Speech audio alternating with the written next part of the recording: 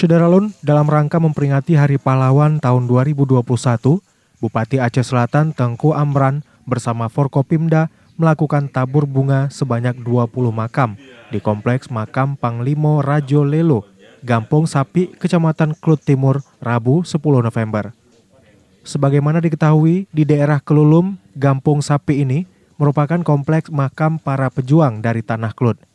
Dalam sejarahnya, para pejuang ini dipimpin oleh Ibnu Wantasir yang lebih dikenal dengan Panglima Rajo Lelo. Ibnu Wantasir beserta 20 pasukannya syahid saat berhadapan dengan serdadu Belanda yang dipimpin Kapten J. Paris. Kisah pertempuran antara pasukan Panglima Rajo Lelo dengan serdadu Belanda ini disebut dengan Perang Kelulum karena lokasi pertempuran berada di kawasan Kelulum, Gampong Sapi. Berdasarkan nisan yang tertulis di makam-makam tersebut, Perang Kelulum ini terjadi pada tahun 1926.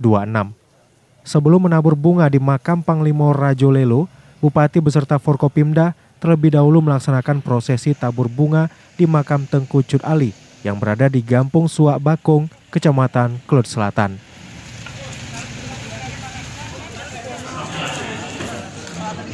Dari Aceh Selatan, Taufik Zaz, Serambi On TV. Alhamdulillah.